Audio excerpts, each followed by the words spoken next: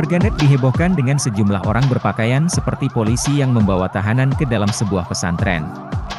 Video yang diunggah akun Instagram Andreli48 memperlihatkan para tahanan tersebut diborgol dan dipakaikan penutup wajah. Sejumlah wartawan pun mengerubungi para tahanan saat keluar dari mobil. Adegan tersebut tersaji dalam video yang viral di media sosial. Banyak warganet yang salah konteks dan salah paham.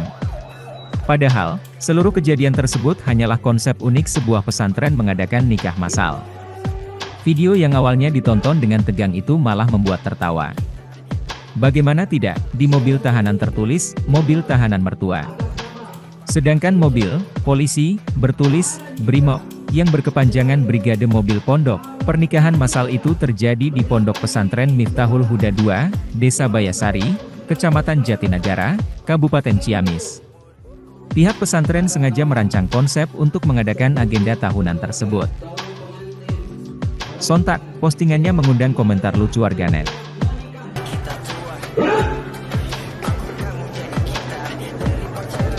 Assalamualaikum. Lamar atas nama seluruh tahanan kita sekaligus calon pengantin pria menyerahkan diri kepada wali sepupu sekaligus calon mertua. Assalamualaikum. Atas nama 10 keluarga calon pengantin perempuan siap menerima dan siap menikahkan. Assalamualaikum warahmatullahi wabarakatuh. Terima kasih sudah nonton. Jangan lupa like, subscribe, dan share ya.